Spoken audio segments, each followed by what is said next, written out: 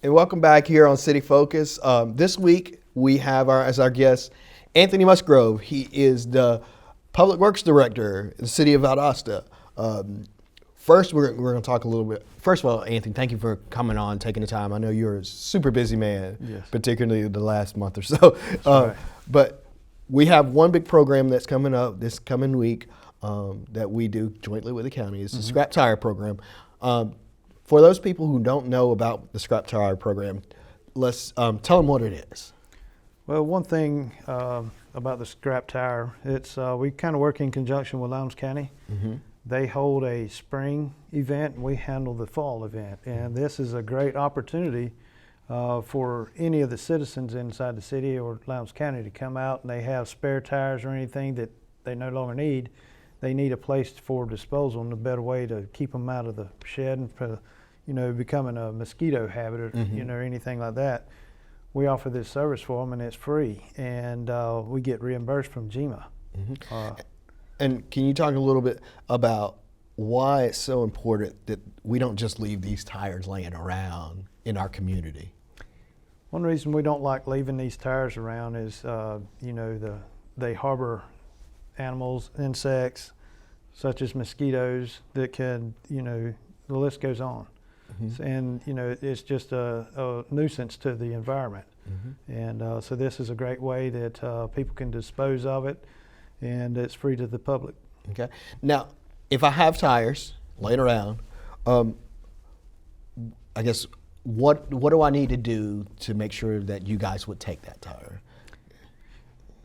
What we do is we ask everyone, to take small tires, car tires, truck tires. They put a brand new set on the truck, and they want to keep their old ones for a spare, and then later on they decide they don't want them anymore. They're in the way. They can bring them here. It's a great opportunity. It's free for them for disposal. Don't cost them anything. We do accept small car tires, big car tires, truck tires, and we do not accept any tires that are on the rims. So you have to take them off the rim, Right. and that's what I was kind of getting at. It's just the tire itself, not the wheel. Right, it's just the tire itself, not the rims. So any tires that come up there that are still on a rim, we'll have to reject those, and the citizen will have to go and have someone dismount those tires from the rims. Then they can bring them back, and we'll have this open for 2 weeks. Okay. And what time can I bring them by, and where? All right, we're located at 1017 Myrtle Street, and it's going to be Monday through Friday, starting the 19th. I'm at the 9th, and it'll go through the 20th. Okay. And you would just drop them off at Myrtle Street. Was there somebody manning that, or would there be directions? Right, we will have someone there, and we've got a semi-trailer that's located there at 1017 Myrtle Street. And we'll open up the gates at 7, and we'll shut the gates at 3:30 each day. All right, so we got 2 weeks to get rid of our scrap tires, make sure they're not just thrown on the side of the road or sitting in somebody's garage or their yard or whatnot. That's right. And I guess you've been doing this with the county. How successful has this program been over the last few years? It has been very, very, very good. It's been very successful. Every year, we have more and more people get to know that that we're having the event, and so we're getting more and more participation in it. Okay. And I would like to add, even though it's free, we do get reimbursed from EPD. To get things going, we got a grant from EPD. We applied for it, and that's how we started this. And likewise with the county, they do the same program. And like you said, we host it in the fall, and the county hosts it in the spring. That's right. So great opportunities get to the spring and the fall, and we handle the fall. Okay. Now, is there anything else you want to add about the Scrap Tire Program before we get into the other stuff? Yeah.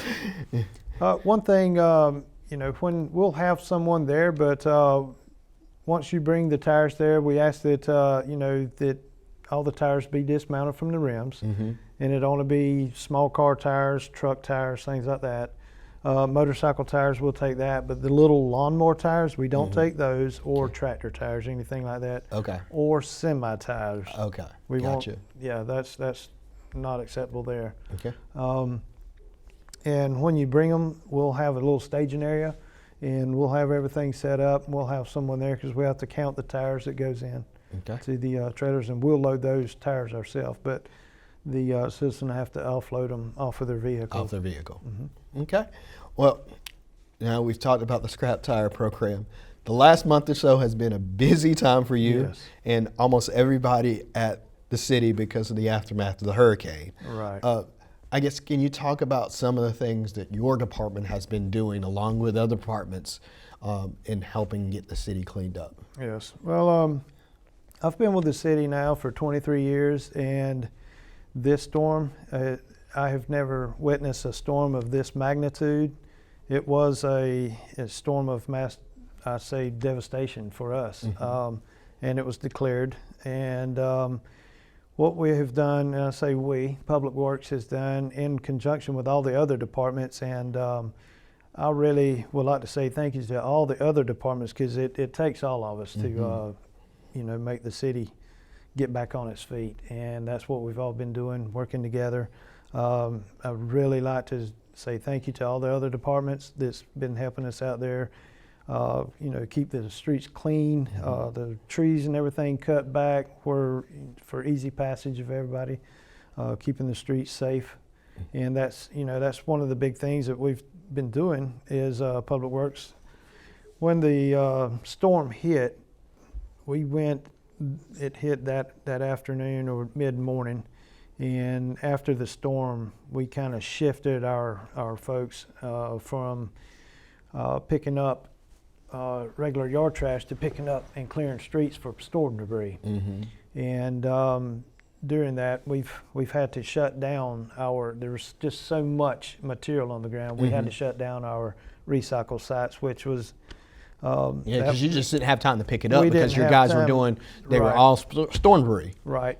And then what we did is kind of divided our employees that we had, and we started working 12-hour shifts, 7 to 7 in the morning, and then the other half, they would work from 7 in the afternoon to 7 at night. So we were working 24 hours a day. And so our trucks, they never stopped. They were constantly rolling. And so just this past Monday, we shut down the night shift because we had Ashbrick come in, and they've been phenomenal with helping us, get the streets back to where they need to be. Yeah. I know I would go home after I left the office after 5, and if I'm out running errands and stuff, and I'm still seeing your trucks running every day.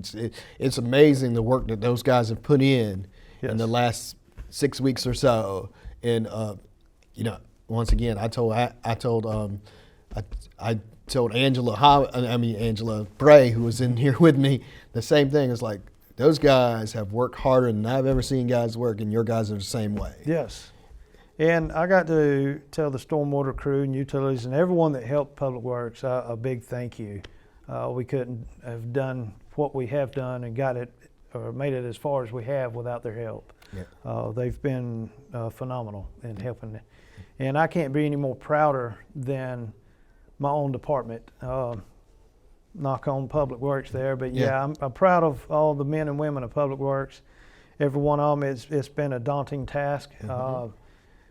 During the beginning of it, no one, even though our homes were devastated and had trees on them and tore up. But those guys still went to work every day. They came in every day, worked those 12-hour shifts, and they didn't take off any. And even though their family, their homes was tore all to pieces, some of them, I shouldn't say tore all to pieces, but they were in. They had issues too. They live in the community. Too. That's right. And just where I'm so proud is seeing their willingness to jump in to help, get the city where it needs to be, and knowing that their home was devastated as well. And I just can't say enough for the Public Works Department, the men and women there. Yeah, and that's what we're here for. We're here to serve that community. I know it's hard to be away from your family at times.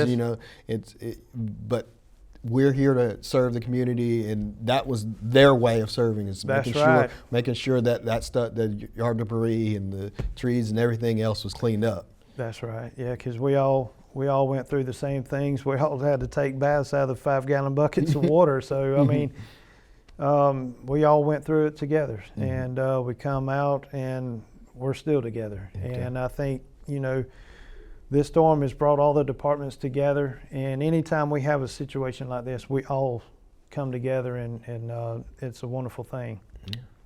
Well, is there anything else you want to add about the aftermath of the storm and the work that you guys have in your departments put in since then?